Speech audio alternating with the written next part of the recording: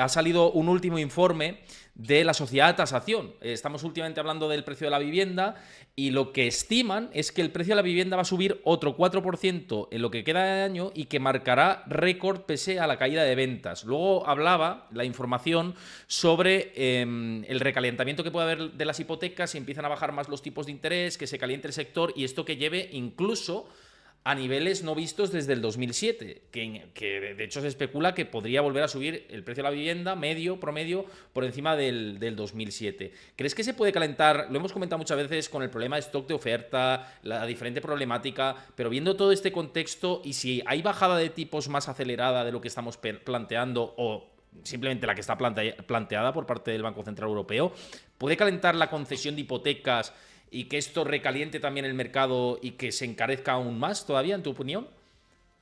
Mira, Johannes Borgen, que es una cuenta de Twitter de temas financieros muy recomendable, sobre todo focalizada en Europa, ha compartido hace un par de horas los últimos datos de evolución de demanda de crédito hipotecario en el conjunto de la Unión Europea y lo que vemos en el segundo trimestre de 2024 es una aceleración muy fuerte del crédito hipotecario. El crédito hipotecario en el segundo trimestre aumenta un 16%, que se dice pronto, ¿eh?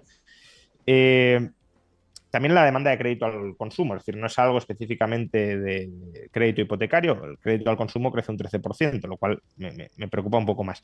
En cambio, el crédito empresarial, vamos, la demanda de crédito préstamos empresariales no repunta, sino que sigue cayendo. Entonces, sí, esto es coherente con lo que estamos viendo en el conjunto agregado de la eurozona o de la Unión Europea. Habría que ver luego país por país, más desagregadamente, pero en el conjunto vemos una aceleración, al menos en el segundo trimestre, de la demanda de crédito. ¿Razones? Pues no lo sé. Probablemente la perspectiva de menores tipos de interés y que las propias entidades financieras estén bajando los tipos de interés, lo cual alimenta la demanda de crédito. ¿Tiene sentido? Bueno, en la medida en que hay una escasez de oferta de vivienda y que la perspectiva es a que los precios sigan subiendo, pues claro, cerrarte, digamos, el precio de un activo en el presente para protegerte frente al riesgo de subidas de los alquileres futuros tiene sentido. Incluso, además, financieramente, vamos, habría que ver caso por caso, ¿no? Y precio por precio, pero es bastante común que, sobre todo si bajan los tipos de interés, pues la cuota de la hipoteca incluso sea inferior a la cuota o al pago equivalente del alquiler. De manera que eso, claro, que alimenta la demanda de crédito.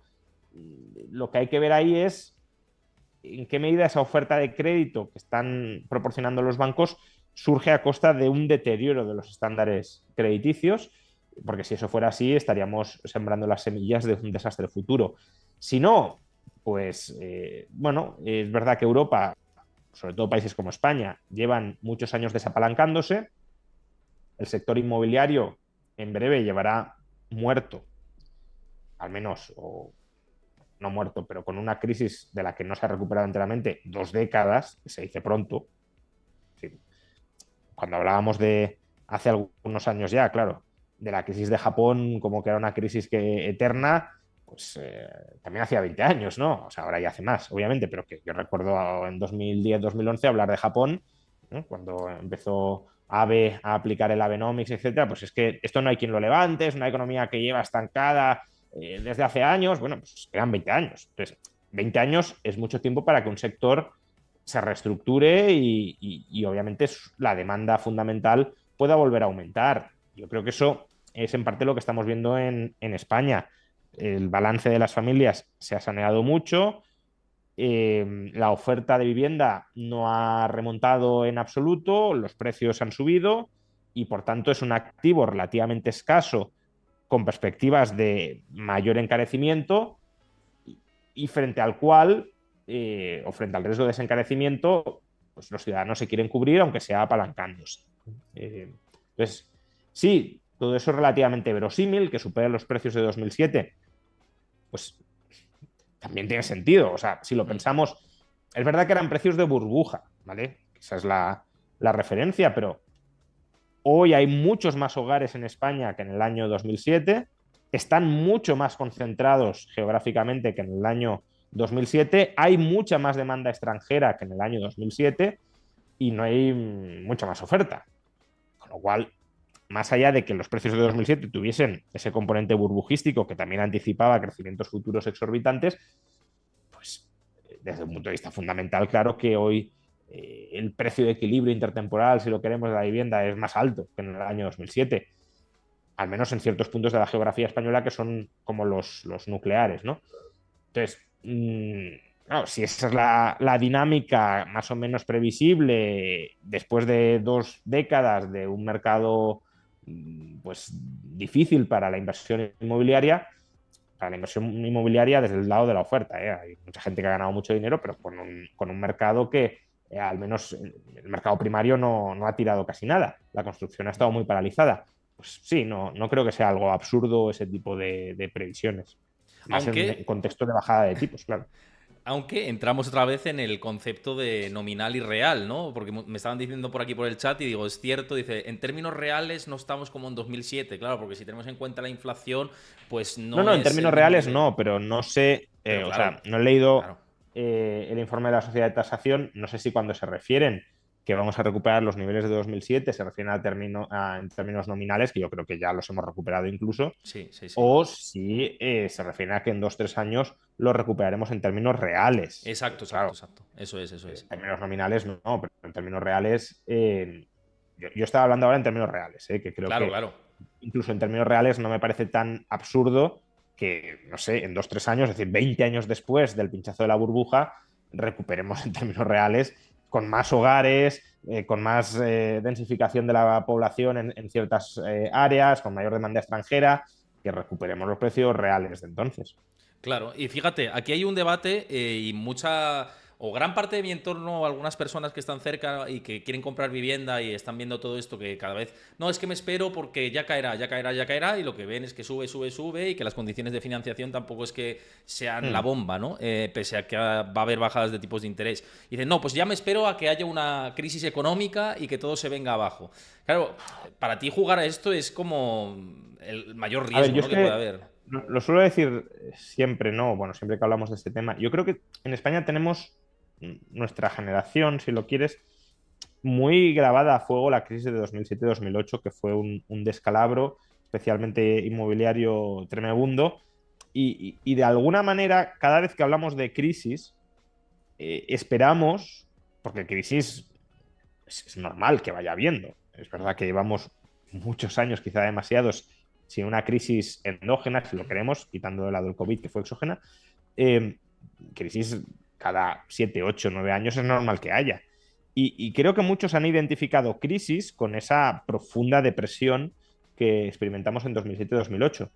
De tal manera que están diciendo, bueno, pues cuando venga la próxima crisis, es decir, la próxima depresión profundísima de la economía, compro. A ver, esas depresiones propias de 2007-2008, el antecedente puede ser la Gran Depresión de los años 30.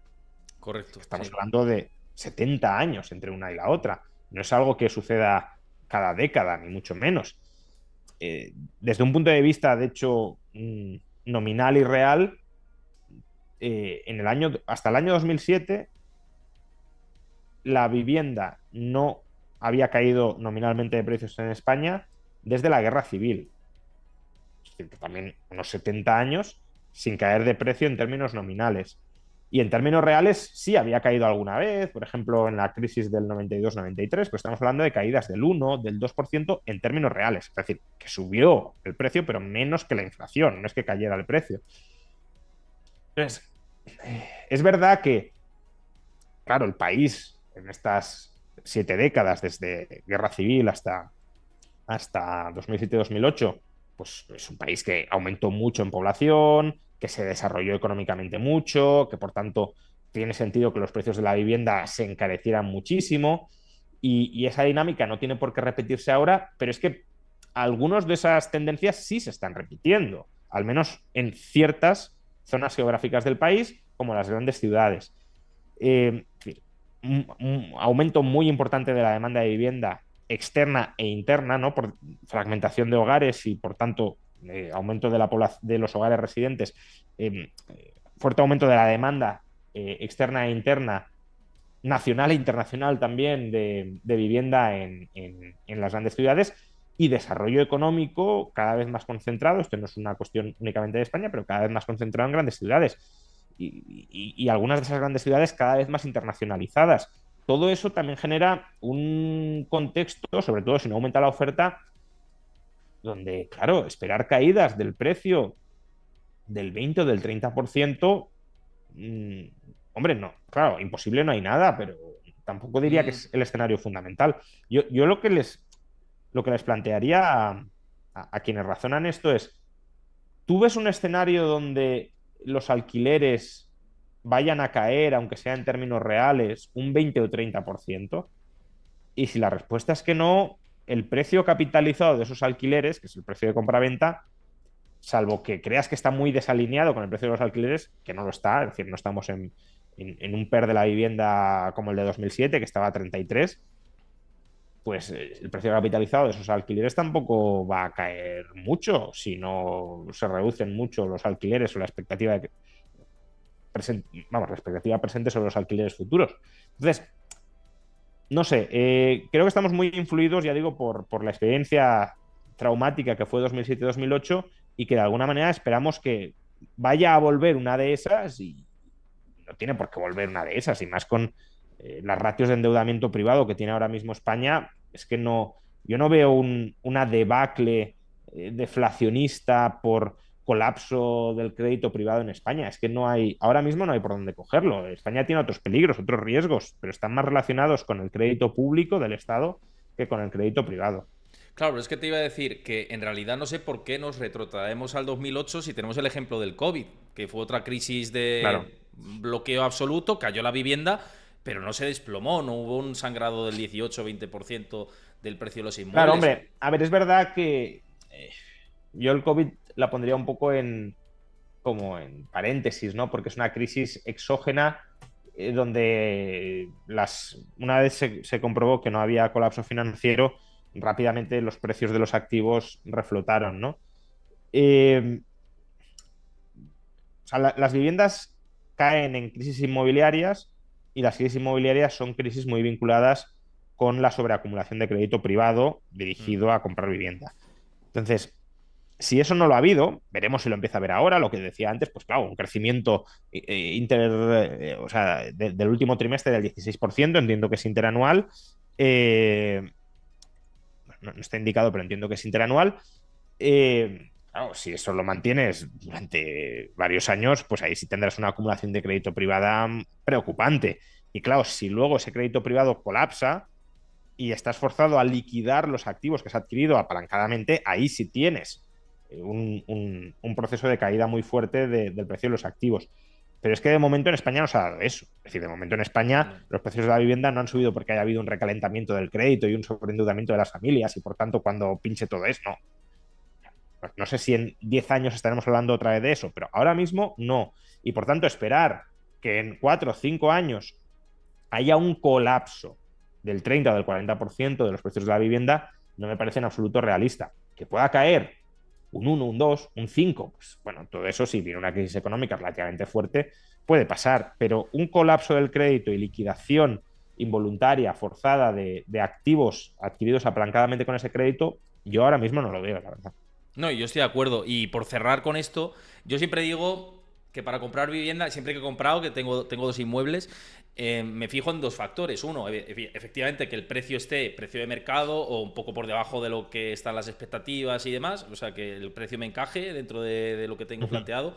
Y luego el acceso a la financiación. Es decir, que Claro. como me he hipotecado, pues que la financiación no sea excesivamente cara. Ahora que tenemos financiación cara y pisos caros, ¿no? Por eso encontrar lo adecuado, pues a lo mejor se antoja un poco más difícil en este ciclo, pero también jugar con las bajadas de tipos es un poco peligroso, porque no sabes Sí, hasta hombre, qué punto va a porque, haber suelo y claro, todo es esto. que, a ver, si la oferta no aumenta y la demanda, digamos, fundamental se mantiene, ya no digamos si sube, sino se mantiene, claro, la mayor facilidad al crédito por bajadas de tipos le dará una mayor capacidad de apalancamiento a esa demanda fundamental y entonces, claro, misma oferta, mayor capacidad de compra, mayores precios. Entonces, no, la solución al problema de la vivienda no es abaratar el crédito. Abaratar el crédito solo permite que los jugadores en el juego de la silla paguen mucho más por no ser el que se queda sin una silla, pero al final hay más gente que sillas y por tanto en esa subasta por no ser el que te quedas descolgado va a seguir subiendo hasta que tu capacidad de pago colapse. Pues